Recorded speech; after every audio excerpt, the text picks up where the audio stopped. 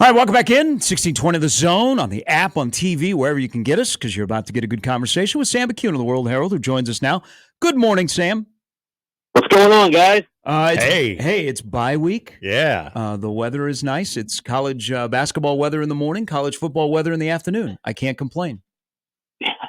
That's good. Yeah, I can't either.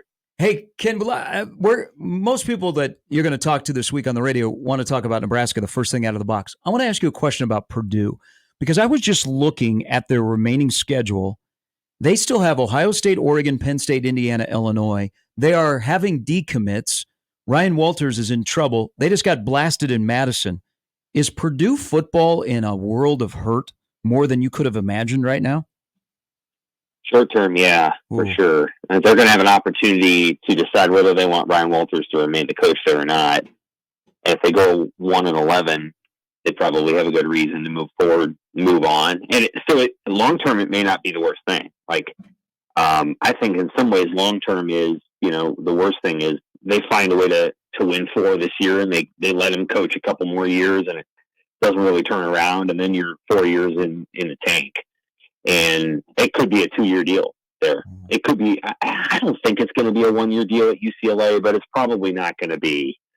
They're not going to have that guy coaching there for 5 years unless he makes major changes in the offseason. So it's possible that you could see multiple jobs open this offseason, even though we didn't think there were going to be any. Mm-hmm. And at Purdue, I think it's a situation where it was a young guy that came in, and here's the key, and it's the difference between he and Indiana. He couldn't bring any players with him. He maybe brought 1 or 2, but those guys couldn't come with him. And Curt Cignetti at Indiana was basically able to bring like 20 guys. Yep. And that was a huge difference in the way that they were able to get success early. Now, that doesn't mean that Curt Cignetti is going to be good in 3 years. That's the challenge for him. Just like Lance Leipold's kind of going through it right now, because the guys he brought with him from Buffalo are gone. And some of the guys that he recruited to that school are gone. And so you've got to, sooner or later, you got to pay the piper a little bit. You got to deal with the fact that you played on the transfer portal on the front end. But that's the thing that Ryan Walters couldn't do, and it hurt him. And it's obviously hurt UCLA too. I mean, they literally hired a coach to maintain the roster they already have, and they're going to go 1-11 anyway, which is like the worst case scenario, because if they'd lost all those guys, they would have went 1-11. They might keep them all and go 1-11. So which is just disastrous. So those 2 schools are ones that I think are in real trouble. And then you just never know. There might be one more out there that happens that people are just like, yep, it's just time to move on. We'll see what happens. While we're on the topic, and this was obviously a huge win from this last weekend, but I've been very intrigued by the dance, the back and forth dance between PJ Fleck and Minnesota, rumored to have checked out a lot of jobs in the offseason, didn't get off to a great start. Now, the USC victory is obviously a big one. He seemed very emotional after that game, as we typically expect from PJ Fleck. But as far as that program, new Big Ten, PJ Fleck, and that whole thing and relationship there, it was that one, and maybe still is, one to keep your eye on here for the next year or so? Yeah, I think so. I think that win changed a few things for him, and I don't know that Minnesota has a lot of better options. They've invested so much in his culture that they almost have to, kind of see it through until he produces multiple losing seasons in a row. But I think that's another one to watch. You're not going. One of the challenges now with everybody in the Big Ten is it's not about winning a division. There's no division to win. So there's no hardware for finishing 5th or 6th. Mm-hmm. And so the question is going to become, as Big Ten teams go on next 3, 4, 5 years, what are they satisfied with? And Minnesota is probably going to be a 7, 8, 9 win team unless they get a better offense. And I just don't know that his system will ever get that for him. And so I'm always looking at the short-term story and the long-term story. And the long-term story of Minnesota football is that they're gonna plateau. They already have. The long-term story of Wisconsin football is maybe they can get to the other side of it. Yeah. They need, obviously, to throw the ball better, and Nebraska does too. Nebraska's got, for Nebraska to get where it wants to go under Matt Rule, they have the defensive mindset, and I think they have a philosophy that's going to work. They got to find a way to get that offense to the next level, because it's not quite good enough. Let's just be honest. It still needs to get a little bit better. Yeah. So, what's the ceiling on the offense? I use 28 points, but I want to believe that the offense will open up in the second half, and they'll let Dillon, who has done a good job of protecting the football, be a little bit more maybe a gunslinger. What do you think the ceiling is with this offense for the entirety of the year? Well, if you're talking statistics, I think 28 is a really good goal, because they're going to face some better defenses here on the back end than they did during the front end. I mean, there's excuse me, there's no UTEP left. I mean, there just isn't. Indiana's decent. Ohio State's the best. Iowa's great. Wisconsin's probably pretty good. And actually, UCLA plays defense. They just can't score. So, I think they're going to 28 would be good. It's more how you get there and how you control the football games and all the rest. And so if Nebraska had won 28-7 and they'd put together two halves against Rutgers, and you'd be like, hey, that was a pretty darn good offensive performance we just saw there. 400 yards, 28 points against a pretty stingy defense. Yeah, I'll take it. But they didn't do that. They had a really nice first half, and then they had a second half where, I don't know, it just looked like, it didn't look like they went into a shell. It looked like they just couldn't execute the things that they wanted to do, and Rutgers was taking it away, and maybe Raiola missed a few short throws that could have been thrown. So I think that's a good ceiling. We'll see where they go. I mean, he has to grow as a quarterback. They're not going to say a whole bunch negative about him. I think that's smart. He's way ahead of the curve for true freshmen. At the same time, to get exactly where they want to go, he's got to get, even better, and they have to run the ball better. I mean, they just do. And I don't know if they can solve that problem this season. They need backs who can make guys miss, and they don't have, guys that, I mean, they got guys that can run a million miles an hour and run really hard into other guys, but you got to have a guy that can make somebody miss, and that's something they're working on. Yeah, they don't have a Caleb Johnson. No, they don't have the two guys from Penn State, and they're both physical guys, but they can make guys miss. They don't have the guy. They just it's just a reality that they'll have to work on in the off season. It's recruiting. You got to go get the guys that can do those things. I think that over the years, not just the current running backs coach, who really doesn't even have control other than the 1 year that he got to recruit. They've just had coaches that have, got really enamored with bruisers, and it just hasn't culminated in the kind of running back play that you need to win at a high level. Maybe I've made too much of this. You mentioned Dylan Raiola does things better than most true freshmen. That game and also the first 6 games that he can now take in during the bye week. I was talking about this yesterday a little bit about now his processing with Glenn Thomas and how big that can be for the second half of the season. Then I almost stopped short yesterday thinking more about this of, am I putting too much on these next 2 weeks, this bye week and this week leading up to Indiana, that could be very, I don't want to even say pivotal because he hasn't been bad, but could take him to that next level, could help him come even closer to that freshman ceiling that we're hoping he reaches. Am I making too much of this bye week for what it can mean for Dylan Raiola? I don't think so. I mean, I think they can tweak some things and work through some of the things that maybe happened in the first half of the year. And some of the things that Raiola does well are things that, you probably wouldn't have at the front of the line in terms of the things you would expect him to do well right away. So very few quarterbacks throw intermediate passes as well as he does. He's able to layer passes in between linebackers and safeties in a really effective way. He can throw a 28-yard over with great effectiveness. There's some throws that just seem effortless. He's a good ball handler. He runs fakes well, and he throws a relatively decent screen and does a lot of the ball handling stuff well, and does it nonchalantly, which is not, I don't mean that as a criticism. He's not overly whatever with it. He just does it well.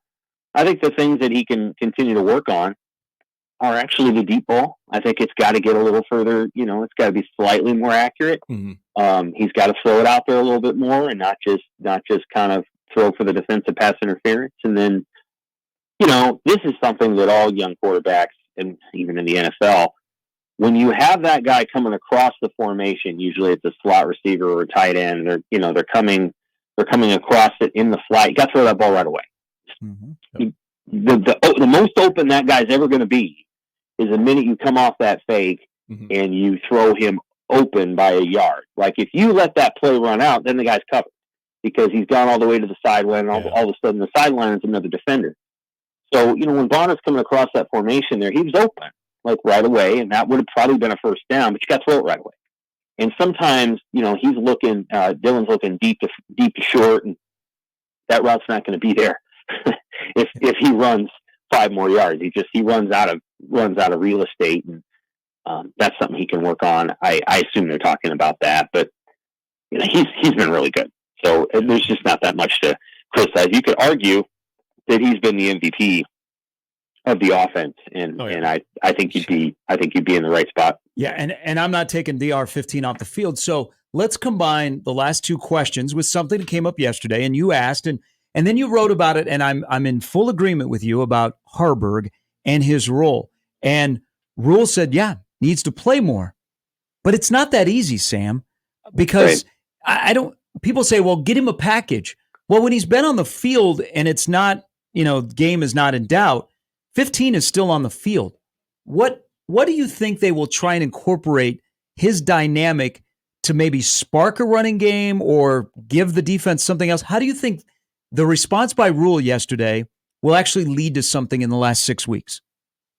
There's 2 things that you can try to do. The first thing you can do is when you get inside the red zone, you can really just turn it over to Harburg and let him throw and let him run and do whatever and take Raiola off the field. Like, you're not spending one of your 11 players on the field on a guy that, basically is going to stand there because you can't afford to get him hurt. That's one way. I don't think they're going to do that, but they could. And then I think the other thing is you can embrace more fully his ability to run down the field. A lot of what he's doing now is sort of running across formations, catching a ball, running sideways, which I didn't really ever think was his skill set anyway. I think he's good running downhill, and he's done a lot of sideways running. Maybe you can run him on deep routes. It's just kind of a tricky situation because the thing you don't want to do with him is have him in a situation where he's blocking a ton because he is your number 2 quarterback. And so I think they're trying. I mean, if you have to have a really good football team to embrace sort of the Tim Tebow, Blake Bell model, like Bell played at Oklahoma, you got to have a really good team to do that because otherwise you're always in these close games and you can't just definitively say what you're going to do.